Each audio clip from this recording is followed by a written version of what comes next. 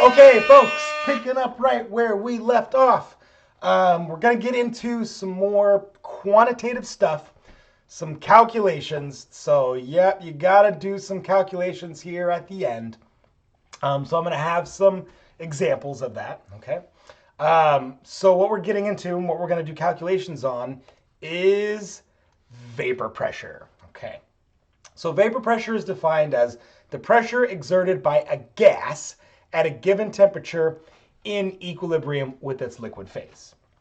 Okay, so if you're not understanding that definition, imagine this picture right here. Okay, I've got a container filled with liquid. I'm not going to slosh it around any because I had to fill up my water cup. And now, if I put a lid on this container and I wait long enough, we know that there's molecules in that liquid that are evaporating. So this blue arrow is evaporating. But then also there's going to be molecules that are condensing. That red arrow. Okay? And they're going to be going back and forth and back and forth. Evaporating, condensing, evaporating, condensing. Which is what we would call equilibrium. Okay? Once this process has steadied out. And so now there's going to be a gas in what we call this headspace. Okay? So when we have a container with a liquid in it and it's closed off, the space above the liquid, we call that the headspace. And there's gas in that headspace. Specifically, there's vapor. Okay? Really, it's vapor, which is a gas that has come from a liquid. All right? And that vapor will add pressure. Okay? Or it has pressure, right? There's gases in there. They're colliding with the walls of the container. All right? And so the force that is exerted by that gas is the vapor pressure. Okay. So what about this other definition here? Normal boiling point. So the temperature of which the vapor pressure of the liquid equals 1 atmosphere. So that is actually our definition of boiling.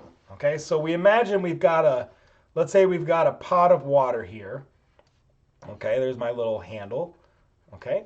And so I've got this pot of water and like there's all these, bubbles, and then we've got steam rising off the liquid. So it's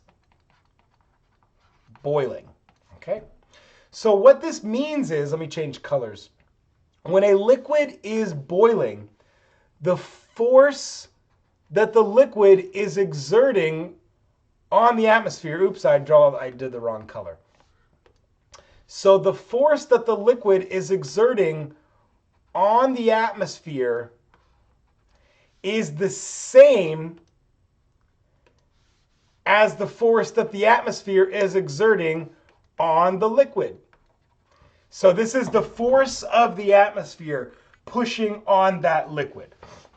We know that as atmospheric pressure. So let's suppose that that's 1 atmosphere. Okay, we're boiling a pot of water at 1 atmosphere of pressure. All right, so that atmosphere is pushing 1 atm on the liquid surface. When that liquid pushes back, so in other words, when the vapor pressure P vape equals 1 atm, by definition, the liquid is boiling. That's what boiling means, when the vapor pressure of the liquid is equal to atmospheric pressure. Okay? So what factors determine vapor pressure? I, M, F, you guessed it, intermolecular forces.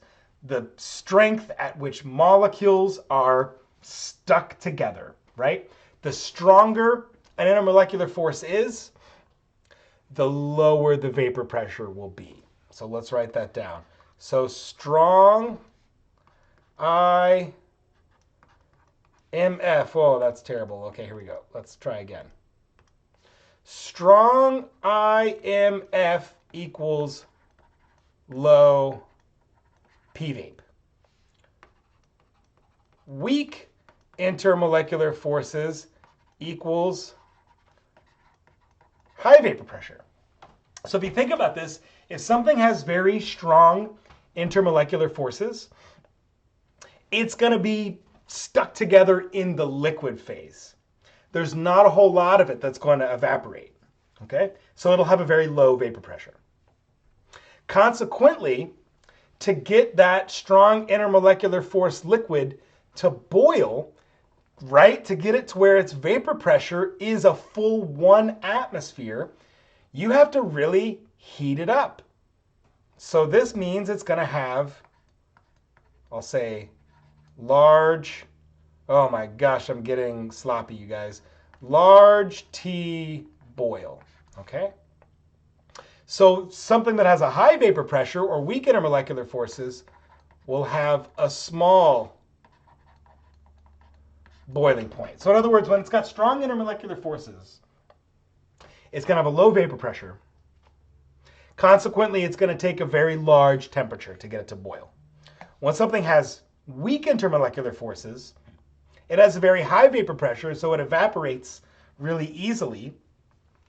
Consequently, it doesn't take a lot of energy or temperature to get it to boil. Okay? So here is a graph of several different liquids and their vapor pressures. And so this line right here, this dotted line at 760 torr, so we remember that's P atmosphere, this dotted line, okay? And so that's the atmospheric pressure, you know, at sea level, right? So we know if you go up to Colorado or outer space, the pressure will be much less. And so we'll talk about that in a moment. But now if you look at water here, let's pick on water, the blue curve, okay? So if we follow through this now, at, let's say, room temperature, somewhere around here, the vapor pressure of water is quite low, okay? And you notice as we heat the water up, it increases exponentially. So exponentially. So there's an exponential increase in vapor pressure with temperature. Okay? And you notice once you start really heating up that water, its vapor pressure really takes off. And when its vapor pressure is equal to that of atmospheric pressure, it's boiling. And if you notice here with water, look at this. If I follow all the way down, yep, there it is, 100 degrees Celsius. Okay? If we look at that octane example like I've been talking about, right? Octane boils at a much higher temperature than water. And then ethylene glycol boils at a crazy high temperature. So ethylene glycol has very strong intermolecular forces. All right? So there's an exponential increase of vapor pressure with temperature. And when that vapor pressure equals the pressure of the atmosphere, it boils. So now what happens if you're in, let's say, Colorado in the mountains somewhere, and maybe the pressure is like, I don't know, 650 torr, okay? So suppose you're right, like way high up, okay, in the mountains, okay? So if you follow this line now, you notice here, water would actually boil at less than 100 degrees because it's going to boil at whatever temperature makes its vapor pressure equal to the pressure of the atmosphere, right? So when you're way high up in altitude, all liquids will boil at a lower temperature. And in fact, if let's say you were at the pressure of outer space, like, you know, somewhere like near zero, right? As soon as, if you had a container of water, so let's imagine this. So let's say you have a container of water and you're doing a spacewalk. Lucky you, okay? As soon as you open that container, the water would boil instantly. assuming that it didn't freeze instantly, right, from being super cold in space. So if we play this caveat, like let's suppose, the water is not frozen, right? It's got some amount of temperature, okay, to keep it as a liquid. It would boil instantly. And we can do this experiment in the lab all the time where we boil water or we can boil another liquid at room temperature, which is really cool, right? It's kind of contrary to your everyday experience boiling a liquid at room temperature, but all you have to do is pump vacuum, right? Pump a vacuum over that liquid and you can make it boil without adding any heat at all, which is really cool, okay?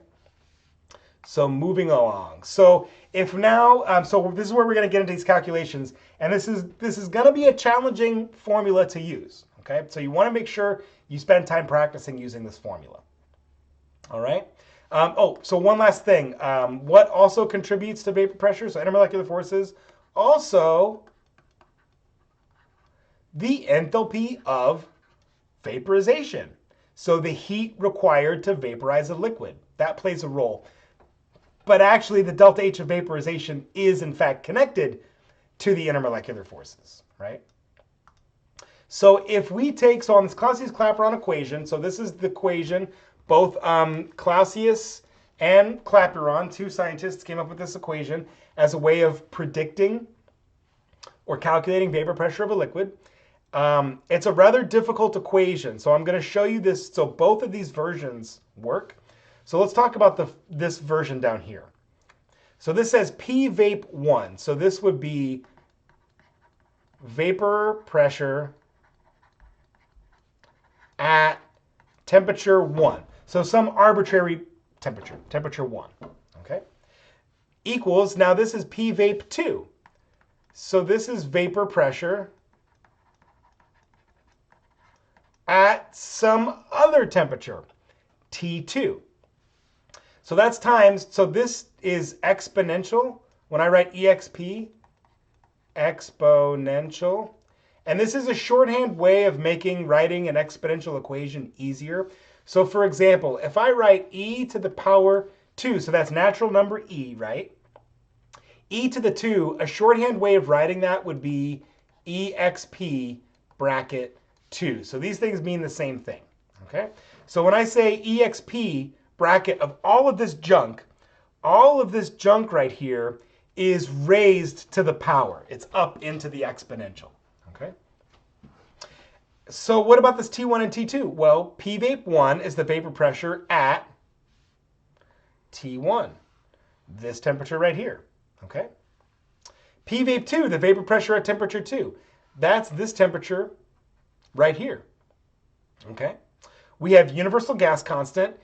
Here we want to use the flavor of R, 8.314 joule per mole K. We have to use that version of R. And so our delta H of vaporization has to be expressed in joules per mole. Not kilojoules per mole, but it has to be joules per mole. Okay? So now what about this version of the equation? Well, both of these versions are the same. And what this version of the equation is, it's a little bit of algebra. So if you divide vapor pressure over to this side and take the natural log of both sides, you get this equation. And now if you plot the natural log of vapor pressure versus 1 over temperature, you get a straight line. And in fact, the slope of that straight line is, let's see, my pen did something weird.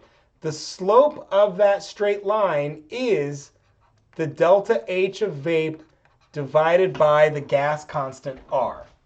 So this is actually how experimentally you can determine delta H of vaporization. You take a liquid, you boil it at different pressures and temperatures, right? So you pull a vacuum on it, and you slowly add heat. So maybe you might need to only boil your water at, let's say, 30 degrees. Well, whatever pressure it boils at 30 degrees, you make a data point. You move on to the next data point. right? And the next data point, and the next data point, and so on and so on and so on and so on. And when you fit this to a line, you can calculate the delta H, okay? What you also notice here is the steepness of the slope tells you what has the greatest delta H. So if you notice here now, water on this slope right here, so I'm going to say delta H of vape of H2O, we can definitely say is greater than the delta H of vaporization of, I'm going to write ETOH as my abbreviation for ethanol, because the line is steeper. It's just barely steeper, but it's a steeper slope.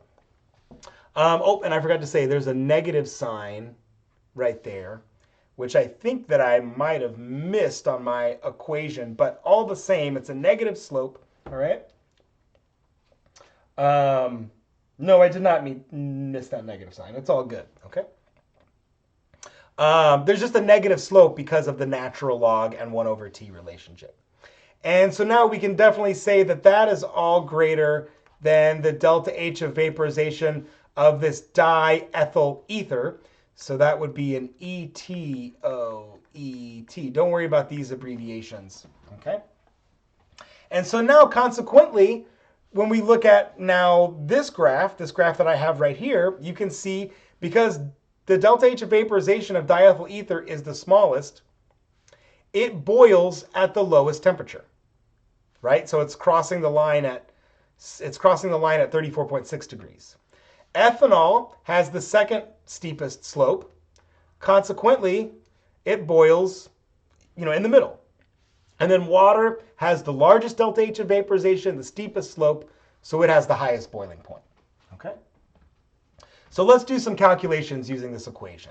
And what's important to note here, in this equation, there's 1, 2, 3, 4, 5 variables, because the gas constant R is a constant. So what you have to remember, to do anything with this equation, you have to know at least 4 out of those 5 things. So you can always get 2 data points on this equation by knowing the normal boiling point of a liquid. Why does that give you 2 data points? Well, because, for example, water boiling at 100 degrees, that means if, let's say, a T1 is 100 degrees, then that means P1 has to be 760 torr, right? And then if I wanted to know the vapor pressure at another arbitrarily selected temperature, then I can choose that. And really, I would probably want to choose P1 as my unknown, just because the way this equation is written out. So let's do some examples. Calculate the vapor pressure of water at room temperature, 298 K. Okay, fantastic. So we're going to use this version of the equation. P1 equals P2 EXP bracket, and that's delta H of vape divided by R times 1 over T2 minus 1 over T1. So this equation is kind of a monster to use. So we're going to take it one step at a time. And the important thing we need to note is defining all these variables. So I'm going to say P1 is the one that I'm solving for. I'm free to choose, so you might as well choose to make it easy. So I'm going to say P1 equals an unknown, and it's saying calculate the vapor pressure of water at room temperature. So if P1 is what I'm calculating, then T1 is going to be my 298 K. All right. We have to look up the delta H of vaporization of water, and that would be given to you, or you would have the ability to look it up. It's 40.7 kilojoules per mole, so you don't have to memorize these delta H's. You can always look things up if you don't know them, especially things like enthalpy or entropy, or, well, now I'm speaking too much. Okay. So now we need to define P2 and T2. And I can technically pick any data point along this graph, but the easiest one to pick is the normal boiling point. I also recognize I have to be in Kelvin. So if water boils at 100 degrees, That's 373 Kelvin, right? 100 plus 273. So I'm going to say T2 is 373 Kelvin. And I'm going to say my P2 now has to be the vapor pressure that corresponds to that. And I'm going to pick it to be 760 torr. We could say 1 atmosphere.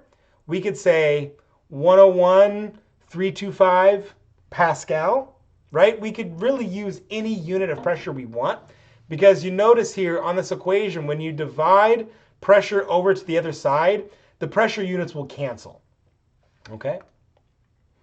And so now we also know that R is 8.314 joule per mole K. Okay, so now I'm going to set up this equation, and I'm going to say P1 equals 760 torr times this exponential of all this stuff. So 40.7 kilojoules per mole. I have to make that joules, not kilojoules. So that's going to be 4.07 times 10 to the fourth joule per mole divided by 8.314 joule per mole per K. So that's delta H divided by R. Now I'm going to put myself a set of double parentheses to make sure that I get it right. Okay? So I'm going to say 1 divided by 373, end parenthesis, minus 1 divided by 298, in parenthesis, another parenthesis, another bracket. So I want to make sure that I get everything done correctly. And so if you have to piece this calculation together one step at a time, I fully recommend that. In the interest of time, I'm just going to show you what I get for this whole chunk, and you should definitely try to confirm that you get the same thing. All right? So when I take this number divided by this number times this divided by this minus this divided by this, well, you know what? Let's just go ahead and do it. I'll show you just so we get it right. So 1 divided by 373 equals 0.00268, and I'm going to go like 1 sig fig past what I need. Okay, minus 1 divided by 298.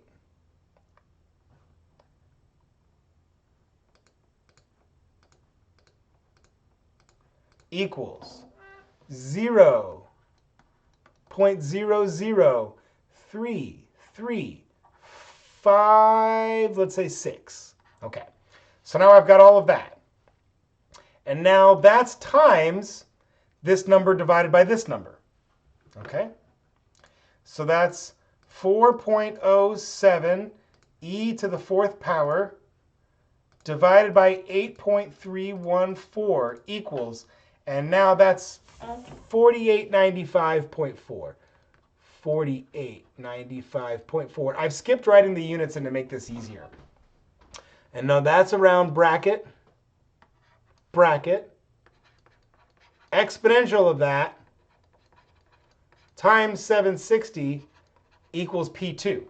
Okay, so now let's do all of that stuff. So if I say now 0.002681 minus 0.003356 equals, so it's a negative, that's part of where you get that negative slope, times 4895.4 equals, okay, great. So I'll rewrite that now. So that's P2 equals 760 times, and I'm going to, instead of writing this as EXP, I'm going to say that that's now become e to the negative 3.304.